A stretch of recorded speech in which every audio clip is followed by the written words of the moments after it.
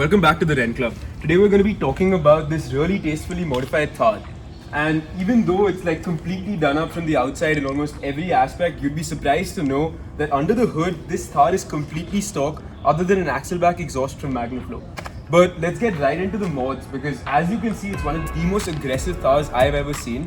And compared to other Thars I've seen, it looks much more tasteful and it's not like straight out of Shivaji Nagar or something like that. Let's start with the bumper that you don't see very often on Thars because it's not even a Thar bumper. It's actually supposed to be for a Jeep Wrangler. It's a Mopa bumper imported from Canada and it's much more aggressive than any bumper made for the Thar in India. It's also got a 10-ton winch on the front, which is really strong and great for off-roading, so it basically helps you pull the car out when you're off-roading and you're stuck in mud and stuff like that. It's also got a Jeep front grille, which in my eyes completely changes the front fascia of the car and makes it look so much better. It's also got these ray rig headlights that are much better for off-roading and stuff like that in the night especially because they just increase visibility and are super bright. It's also got updated fog lights down here and these are from Baja Design and they're the quadrant lights and they also help with the visibility of the car during the night. That's not even close to where the mods on this car stop. So it's got upsized tires and wheels. These are Lenso Rallycross wheels with BF Goodrich MT-02 all-terrain tires. So even though they're mainly for off-roading, they're decent for road use. But as you'll see later in my drive, they kind of compromise on the braking aspect, and since they have really hard sidewalls, it makes the ride a lot more bumpy. But the upgraded suspension on the car does make up for that, and my friend Suryansh will explain how the leveling system on the upgraded suspension from Ironman works later on in the video. And other than that, the car is almost, you could say stock, but very far from it. You can see the Magnaflow exhaust tip sticking out right over here, and it sounds beautiful. We'll put in some clips for you to hear it later.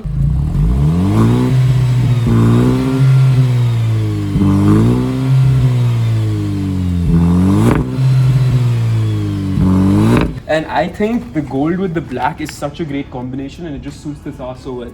So we're in the Thar right now and it's fairly stock when you look at it from the engine point of view, but it's got exhaust, so it sounds much nicer than a regular Thar would. But one thing I can say is, since it's got that since it's got the Ironman suspension that levels the car out, the body roll is taken care of to a great extent, which is the main problem that the Thar usually has when you're driving it on a regular basis.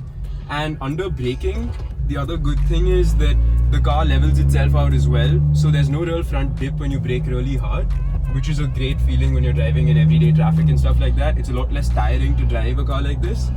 However, I can say one thing, even though the braking's more comfortable, there's definitely a compromise on the braking thanks to those tires, and it also does feel a little wobbly while just driving around because the tires are much bigger and the sidewall's really big and hard as well. So cornering feels a little off sometimes, but he says, the owner of this car says that he hasn't, it's all over the place in certain corners and like bumps and stuff like that because of the hard sidewall.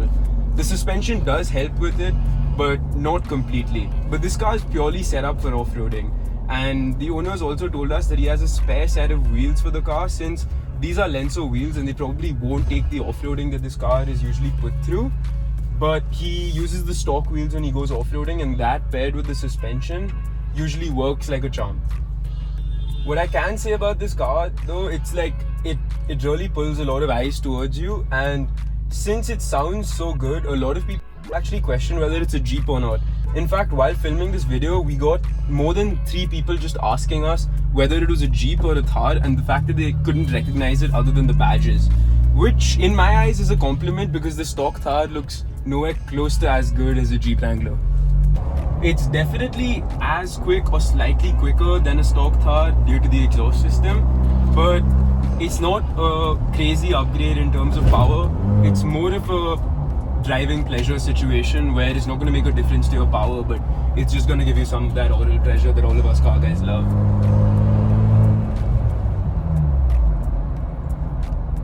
So we've told you everything about the build that's been done on this car.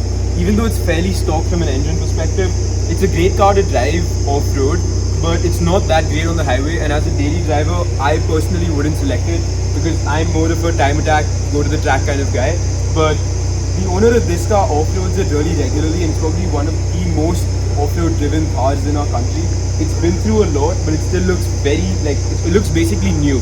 So that just says how good the parts are. It's never broken down on him off-road, and the lights do an amazing job. However, the one thing I probably might change about this car is getting a tune on it, because I think it needs a little more of a punch out of like the corners, and even in traffic it could use a little more of a punch and a little less turbo lag in my opinion. But other than that, it's a perfect car. It also looks super gangster. Anyway, that's about it with this Thar, the Stage 0 Thar. Thank you so much for watching. Don't forget to subscribe and stay tuned for some great videos in the future.